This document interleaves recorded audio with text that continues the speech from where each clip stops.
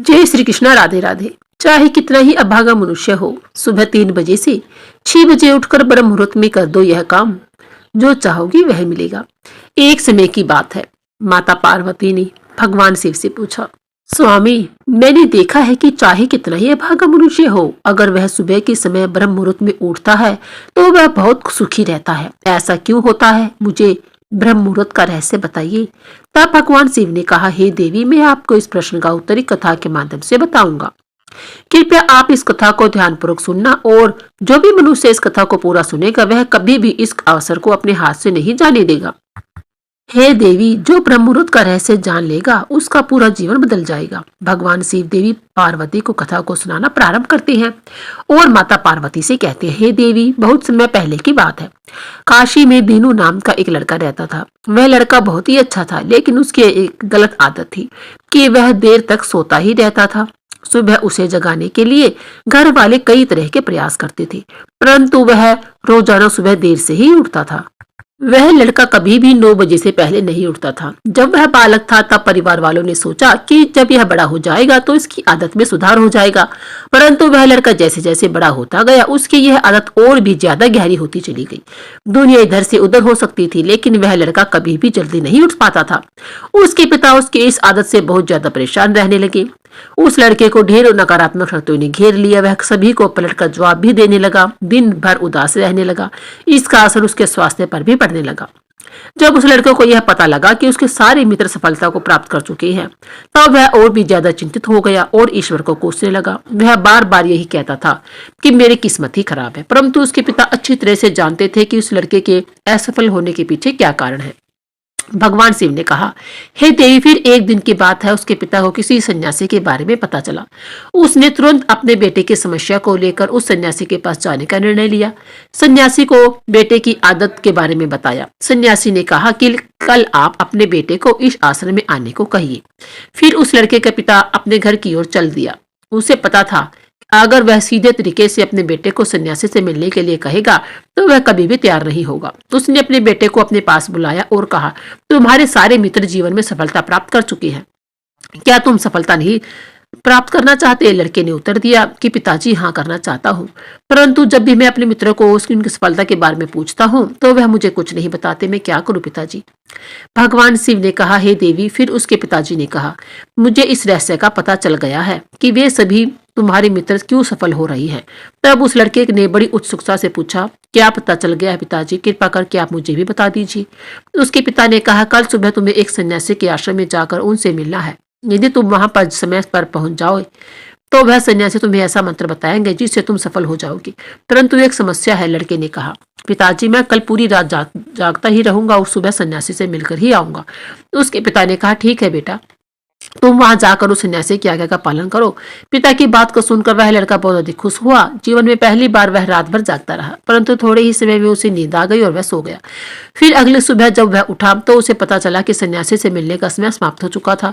तो उसके पिता ने लड़के की तरफ देखा और कहा, तुम जीवन में कभी सफल नहीं हो पाओगे, जाओ और जाकर सो जाओ। पिता की यह बात सुनकर उस लड़के को बहुत दुख हुआ। उसने मन ही मन स्वयं को चुनौती दी कि कल सुबह वह सन्यासी से मिलने अवश्य ही जाएगा। उसने अपने पैर में एक छोटा सा घाव बना लिया, जिससे दर्द के कारण उसे रात भर नींद नहीं आएगी। भगवान शिव ने कहा, हे देवी, यह ऐसा पहला अवसर था जब उसने अपने जीवन में पहली बार सूर्योदय देखा था। वह तुरंत ही तैयार होकर सन्यासी से मिलने के लिए चला गया।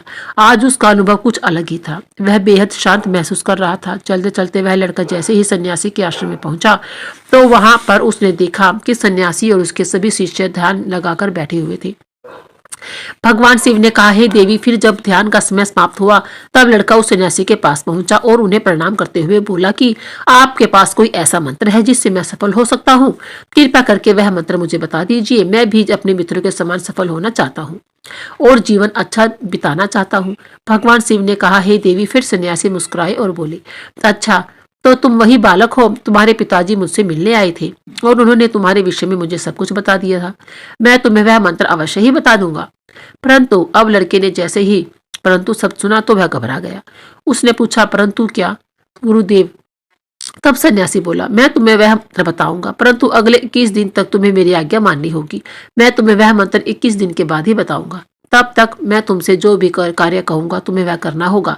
यदि तुम असफल हुए या कार्य बीच में तुम्हारा संकल्प टूट गया तो उस मंत्र का असर नहीं होगा। दृढ़ निश्चय के साथ उस लड़के ने कहा, मुझे आपकी सारी आज्ञा स्वीकार है। मैं अगले 21 दिनों के लिए आपका दास हूँ। आप जो भी कहोगे मैं वही कार्य करूंगा। मुझे केवल और केवल उस मंत्र के बारे में जानना है जिसे मुझे सफलता प्राप्त होगी।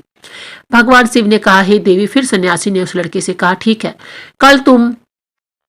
कल से तुम्हारा कार्य शुरू होगा। तुम इसी आश्रम में निवास करोगे। वह लड़का आश्रम में निवास करने के लिए तैयार हो गया। सन्यासी ने कहा, यहाँ रहते हुए तुम्हें ब्रह्म मुहूर्त में उठना होगा और दूसरे शिष्यों की तरह ध्यान और तप करना होगा। साथ ही आश्रम के कार्यों में भी सहायता करनी होगी। ध्यान रहे, यह संकल्प टूटना नहीं चाहिए। भगवान शिव ने कहा, हे देवी। अब लड़का सन्यासी के बात से सहमत हो गया और अगले दिन से उसके कार्य के दिन की शुरुआत हुई। इस बार उसने दृढ़ निश्चय किया हुआ था, परंतु एक सप्ताह बीतने के पश्चात ही उसका संकल्प टूट गया। वह 8वें दिन देर तक सोता रहा। जब वह नींद से जागा तो उसने कहा, मुझसे कितनी बड़ी भूल हो गई है। वह रोते हुए सन्यासी के पास पहुंचा और कहने लगा, हे गुरुदेव, मेरा संकल्प टूट गया। अब मैं जीवन में कभी सफल नहीं हो पाऊंगा। सन्यासी ने उसे समझाते हुए कहा, एक बार फिर से शुरुआत करो, फिर से संकल्प करो। फिर लड़के ने सन्यासी से पूछा, सुबह उठना इतना आवश्यक क्यों होता है और यहाँ पर सभी लोग इतनी जल्दी क्यों उठ जाते हैं? भगवान शिव ने कहा, हे देवी। तब सन्यासी ने लड़के को समझाते हुए कहा, सुबह यानी ब्रह्म मुहूर्त में उठने से पीछे बहुत बड़ा विज्ञान छुपा हुआ है। लड़के ने कहा, कृपया मुझे वह ज्ञान बताने की कृपा करे। सन्यासी ने कहा, रात्रि को 4 पहर में बांटा गया है। पहला रुद्रकाल, जिसका समय शाम 6 बजे से लेकर 9 बजे तक का होता है। दूसरा राक्षस काल, जिसका समय रात्रि 9 बजे से 12 बजे तक का होता है। तीसरा गंधर्व काल, जिसका समय रात्रि 12 बजे से लेकर 3 बजे तक का होता है। और सबसे अंत में जो पहर आता है उसे मनोहर काल कहते हैं। इस समय को ब्रह्म मुहूर्त या अमृत बेला के नाम से भी जाना जाता है। इसका समय भोर 3 बजे से सुबह 6 बजे तक होता है। यह वह समय होता है जब पूरे संसार की नकारात्मक शक्तियां निष्क्रिय अवस्था में होती है और सकारात्मक शक्तियां सक्रिय होती हैं। ब्रह्म मुहूर्त अथवा देव मुहूर्त। ब्रह्म मुहूर्त का अर्थ देवताओं का समय होता है। भगवान शिव ने कहा, हे देवी। वह सन्यासी आगे कहता है, इस समय देवता धरती पर विचरण कर रही होती है और जागृत मनुष्य पर उनका बड़ा ही सकारात्मक प्रभाव पड़ता है। ब्रह्म मुहूर्त ऐसा समय होता है जिसमें मनुष्य का मस्तिष्क बिल्कुल खाली अर्थात शांत होता है, जिसमें किसी प्रकार के कोई विचार नहीं होते। और जब इस समय व्यक्ति अपनी पुस्तक खोलकर पाठ का अध्ययन करते हैं तो उन्हें सब कुछ जल्दी से जल्दी याद हो भी जाता है और यह लंबे समय तक याद भी रहता है। यह ऐसा समय है जिसमें हम ज्ञान को समझने का प्रयास करते हैं। इस कारण आश्रम के सभी शिष्य और संसार में बहुत से ज्ञानी लोग ब्रह्म मुहूर्त में ही उठ जाते हैं। प्राचीन काल में रोशनी का कोई स्रोत न होने के कारण लोग अपने दिन का समापन सूर्य अस्त के साथ और आरंभ सूर्योदय के साथ करते थे। यह एक तरीका है जिससे मानव जीवन प्रकृति के साथ तालमेल बनाकर चलता है। आगे भगवान शिव कहते हैं, देवी। फिर उस लड़के ने कहा, ठीक है, मैं कल से अपना संकल्प फिर से शुरू करूंगा। परंतु बाबा, ब्रह्म मुहूर्त में उठकर मुझे क्या करना होगा? तब सन्यासी ने कहा, ठीक है, मैं तुम्हें बताता हूँ कि ब्रह्म मुहूर्त में क्या करना चाहिए और कैसे करना चाहिए। सबसे पहले उठकर धरती माता पर पांव रखने से पहले धरती माता को प्रणाम करना चाहिए और अपनी दोनों हथेलियों को देखना चाहिए और ईश्वर का धन्यवाद देना चाहिए कि उन्होंने तुम्हें आज का सूर्योदय देखने का अवसर दिया है। इसके बाद नित्य कर्म और स्नान करने से शरीर ही नहीं बल्कि मन की शुद्धता भी बढ़ती है। स्नान करने के पश्चात ध्यान की प्रक्रिया होती है और ब्रह्म मुहूर्त में ध्यान की अवधि की 21 दिनों तक होती है। इस अवधि का उपयोग तब तक किया जाता है जब आप अपने किसी मनोकामना की पूर्ति चाहते हैं। यह ऐसा समय होता है जब व्यक्ति अपने आज्ञा चक्र को सक्रिय करने पर काम करते हैं। भगवान शिव ने कहा है, देवी।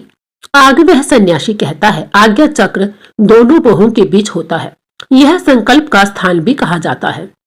अगर इस चक्र पर ध्यान केंद्रित किया जाए और अपनी मनोकामना को बार बार दोहराया जाए तो मात्र 21 दिनों के भीतर वह मनोकामना पूरी हो जाती है।